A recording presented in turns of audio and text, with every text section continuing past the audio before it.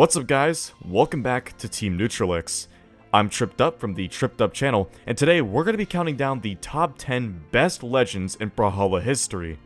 Basically what this means is, I'm not just accounting for the current meta, I'm accounting for the entirety of the game. So if there was a legend that was good many years ago but isn't so good nowadays, they could still end up on this list. For obvious reasons, no recent legend will be on this list. In fact, the quote-unquote newest legend that made this list is about 4 years old, so yeah, nothing new to be expected here. But that's not surprising, because in order to make a mark on Brawlhalla history, you gotta be around for a while. And just as a slight heads up, this list is in no particular order. But before we begin, I want to remind you to head over to our website, Neutralix.com, if you'd like to get coaching. We have an entire team of coaches who can help you get better at the game. Of course, since you're watching my video, you should probably get my coaching, but hey, the other ones are good too. And lastly, be sure to subscribe to Neutralix, as we have an entire channel that's dedicated to helping you getting better at Brawlhalla. Now, let's begin. The first legend on our list comes as a shock to absolutely nobody, and that is Mordex. How could anybody forget about Mordex when he's practically the mascot of Brawlhalla without actually being the mascot of Brawlhalla? And we all have one player to thank for that. You know him, you either love him or hate him, it's Sandstorm. Without Sandstorm, who knows whether Mordex would have became this oversaturated and overused legend that it is today. But of course, just being Sandstorm's main legend is not enough to get you to the top 10, so what else gets him here? Well, Mordex's two weapons, Scythe and Gauntlets, are not only really strong, but are also really fun. They're both string weapons, which means they both heavily rely on strings or reeds in order to be successful, and that is a lot more entertaining than some of the other weapons people like today. Axe. Mordex's stats are pretty well balanced, and although it favors speed the most, it doesn't take away too much from the attack and defense, which are way more important. And then of course you have the signatures. Now, I feel like no one talks about Mordex's signatures anymore because he's such an old legend, but man, they are strong. Although his Gauntlet signatures are decent, his Scythe signatures are where he truly shines, especially with Insig and Sidesig. Insig can be set up perfectly by either Neutral Light or Soft Side Light, as they both put your opponent in the air diagonally to you, which is exactly where Insig covers. And there's not much I can say about Scythe Sidesig that hasn't already been said. We've all seen it a million times as a finisher to Scythe 0-to-deaths. Also, a bit of Brawlhalla trivia for all of you new-gen players out there. Did you know that Mordex was the first legend to have active input signatures, as both of his D-Sigs have active input? To be honest, Mordex is such an icon for Brawlhalla that I don't even think I had to explain why I put him in this list, but hey, what's a list without some explanations, right? Next up on our list, we have Wu Shang. If you have a ranked demon, there's like a 50% chance that he plays Wu Shang. He has two strong weapons in the form of Gauntlets and Spear, and since we've already talked about Gauntlets in the last entry, we can now talk about Spear. Spear is usually a good weapon in the meta. Right now it's one of the best, but it's also one of the easiest weapons in the game to learn, which is why you see some people using it. Wu Shang's stats are pretty balanced. They do favor Dex, but the rest of them sit at 5, making it rather balanced. And then we have his signatures, which are all fast and hard hitting. People love spamming signatures such as both Insigs or Side Signature on the Spear, because they're very hard to punish and they also hit pretty consistently. A common trick used by Wu Shang players is to do Spear Side Light into Insig, as it sets up perfectly and also covers many dodges. Gauntlet's Side Signature is also a 3-part Sig, which, if you know anything about those, you know that they're hated by those that can't use them, but loved by those that can. But yeah, Wu Shang, always a really strong legend, and that's why you see so many people using him, and also why he's made it into this list. Up next, we have Brynn. Brynn has two of the easiest weapons in the entire game to learn, being Axe and Spear.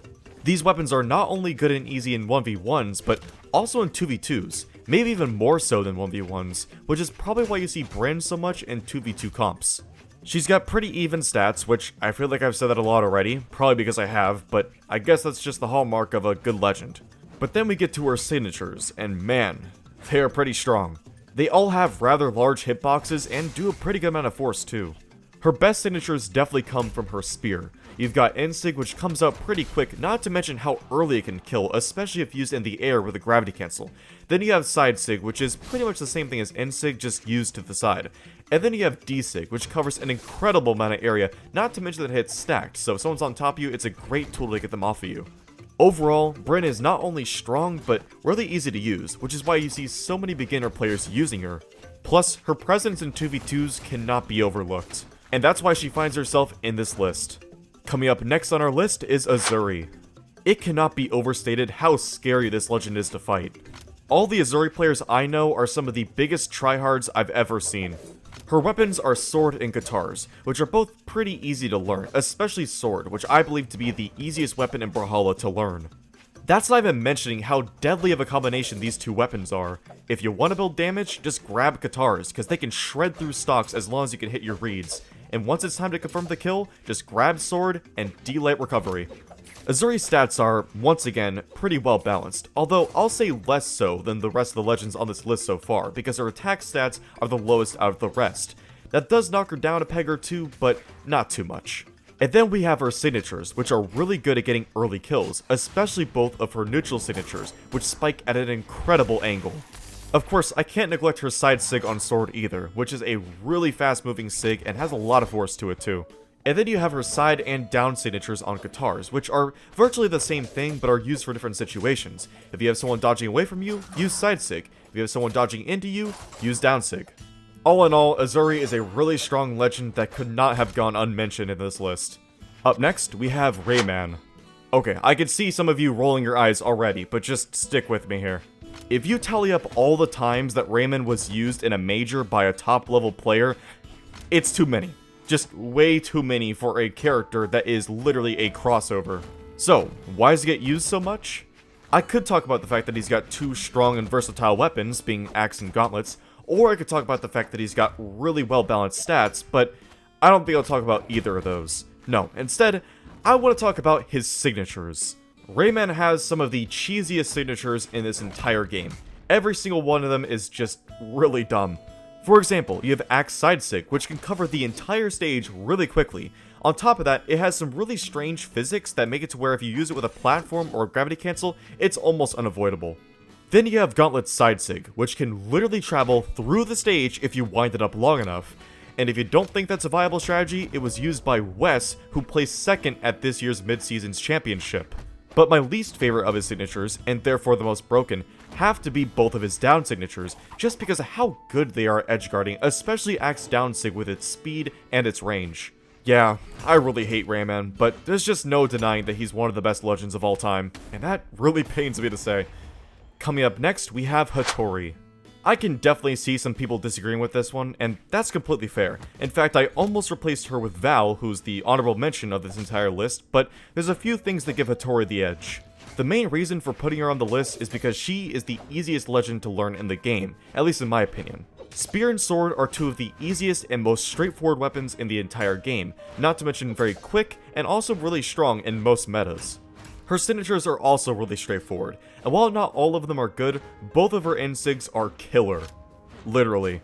And then there's her stats, which I put off until the end because I knew this would be the main point as to why people are saying, why would you put Hattori here? Her stats are not very good. The two most important stats of attack and defense are rather low, while the other two are high, but I still don't think these stats are too bad. Definitely not the best though. If you're looking for a really easy yet really good legend to play, Hattori is your girl, and that's why she finds herself in this list. Next, we have the newest legend on our list, Jaeyun. No top 10 legends of all time list would be complete without the legend that literally took over the game back in 2020. For those unaware, when Jaeyun was released back in 2020, he was undoubtedly the most broken legend that the game had ever seen, and he went unpatched all the way to BCX of 2020, where he was pretty much the only viable character. Despite being leagues below what he used to be, he's still a really decent legend. I mean, he was just used to win BCX of 2023, so he's gotta be decent, right? Both of Jaeyun's weapons are swords, with sword and greatsword, the latter being either really broken or really trash. There's no in between, and right now, it's really broken. I know you greatsword mains don't want to hear it, but it's true. And yeah, he's got balanced stats and he's got good signatures, but to be really honest here, he would have no shot of ever reaching this list if it weren't for the fact that he was without a doubt the most broken legend in Brawlhalla history. Next on our list is Xull. I'm gonna sum up this entire entry in just 3 words. 10 strength axe. That's all I've gotta say. In all seriousness though, when you take the weapon with the most base damage in the game and give it to the only legend that can have 10 strength, there is bound to be some problems. Of course, I'm neglecting his second weapon, which is the cannon. Now the cannon is not nearly as good as the axe, however, it is pretty good at doing 0 to deaths. And once again, when you combine 0 to deaths with the legend with 10 strength, yeah, all hell is breaking loose. I don't think there's a point in bringing up stats as its own separate section like I've done with the other legends, because it's basically all I've been talking about so far, but just to reiterate, 10 strength axe. I rest my case. Oh yeah, and his signatures are also really forceful, which, once again, do I even have to say it? The 10 strength with really powerful sigs, it's a recipe for disaster. And I'm really surprised that more people don't play him, at least at a top level. I mean, I know we have Snowy, but other than that, there's not too many people touching this legend. And I think more people should. Second to last on our list is Kaya. Honestly, I would have never thought to put Kaya on this list until 2022 when Impala had his infamous Sun run at BCX. Yeah, that really tipped the scales in Kaya's favor. Not to mention the fact that ever since then, Kaya's been used a lot more, not only in 1v1s, but also in 2v2 comps. Both of her weapons, being Spear and Bow, are rather decent. I've already talked about Spear pretty extensively, so I'll talk about Bow for a bit. Bow has been on a bit of a roller coaster ever since its release. I gotta say its strongest point had to be in 2022 in Impala 1 BCX, because that was when it was at the top of the meta, and it went down a bit after that after it got nerfed, and right about now, it's actually seeing a bit of a resurgence. It's not hard to see why. It's got really good combo game with D-Light, it's got really fast moves with not only D-Light, but also In-Light, which is probably the fastest light attack in the entire game, and it's just a really decent weapon overall. Kaya's stats are unbalanced, but just like with Xull, it's in a good way, because she's got 8 defense, and that makes her really difficult to kill. And then her signatures are hit or miss. You have hits like Bow N-Sig, which is really fast and also has a large hitbox, or D-Sig on Bow, which has a lot of active frames and catches people off guard, but then you have misses, like Side Sig on Spear, or N-Sig on Spear. Yeah, Spear's Sigs are not really that good. Although not being the newest legend on this list, her reason for being on the list is probably the most recent out of any of them. And finally, we wrap up our list with the legend that everybody has been anxiously waiting for me to say. Teros. Do I even have to explain myself? I think we all know by this point that Teros is the best legend in the game, and has been for quite some time now.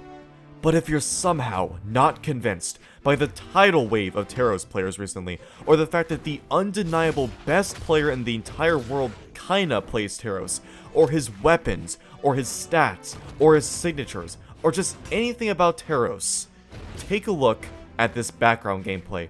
This is me playing a game against Phazon, who is a way better player than I am. And spoiler alert, I win! Now, I know this is definitely an experimental match, so it's not like he's trying his best or anything, but still.